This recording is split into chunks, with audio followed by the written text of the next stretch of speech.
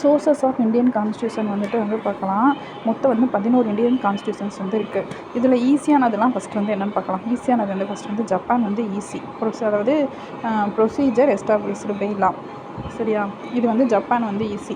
அதுக்கு அடுத்தது வந்துட்டு இன்னொன்று ஒன்று வர்றது வந்து எது பார்த்தா வெய்மர், ஜெர்மனியோடது வந்து வரும். அது வந்து என்ன பண்ணுவாங்கன்னா எமர்ஜென்சி ப்ரொவிஷன்ஸ் இருக்குல்ல, அப்போ வந்துட்டு அடிப்படை உரிமைகளை வந்து நிறுத்தி வைக்கிறது, அதை பற்றி சொல்கிறதா வந்து வெய்மர். ஓகேவா, ரெண்டு வந்து ஒவ்வொன்று தான். அதுக்கு அடுத்தது வந்து நம்ம ரஷ்யா எடுத்துக்கணும்னு வச்சுக்கோங்க. நமக்கு அடிப்படை கடமைகள் எதில் வந்துச்சுன்னு கேட்பாங்க. ரஷ்யா. ஓகேவா, ரஷ்யா முடிஞ்சிச்சு. அப்போ அந்த ரஷ்யாவில் இன்னொன்று வந்து அடிப்படை கடமைகளோட வந்து இன்னொன்று வந்து என்ன வரும் அப்போ சொல்லிட்டு பார்த்தோன்னா இது சோசியல், நம்ம நீதி இருக்கும்ல, ஜஸ்டிஸு, அது வந்து சோசியல், எக்கனாமிக்கல், அதுக்கப்புறம் வந்து பொலிட்டிக்கல் அடிப்படையில் வந்து இருக்கும் அப்படிங்கிறத சொல்லியிருப்பாங்க. நீதின்னு சொல்லிட்டு ப்ரீஆம்பிளில் நமக்கு வரும். அந்த இதில் இருக்கிறது வந்து இந்த ரஷ்யாவில் வந்து எடுத்திருப்பாங்க. ஃப்ரெஞ்சில் வந்துட்டு ஈஸி தான். சுதந்திரம், சமத்துவம், சகோதரத்துவம், கூட வந்து குடியரசு, இது எல்லாமே வந்து நம்ம ஃப்ரெஞ்சிலேருந்து வந்து எடுத்திருக்கோம் அப்படின்னு சொல்லிடலாம். ஓகேவா, இதெல்லாம் ஈஸியானது வந்துச்சா.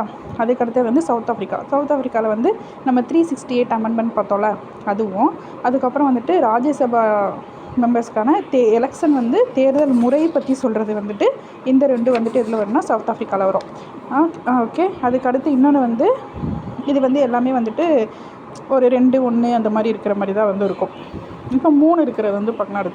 அடுத்து ஆஸ்திரேலியன்னு பார்த்தோன்னா அதில் 3 தான் எடுத்துருக்கோம். ஆஸ்திரேலியா வந்து ஒன்று வந்து பொதுப்பட்டியல், அந்த கன்கரண்ட் லிஸ்ட்டுலாம் நம்ம போடுறோம்ல, அந்த கன்கரண்ட் லிஸ்ட் எடுத்தது வந்துட்டு பொதுப்பட்டியல்னு எடுத்தது வந்துட்டு ஆஸ்திரேலியா. கூட்டம் நடக்கிறது வந்து ஆஸ்திரேலியா. இன்னொன்று வந்து ட்ரேடு, காமர்ஸ், வணிகம், அந்த இது நடக்கிறது வந்து ஆஸ்திரேலியா.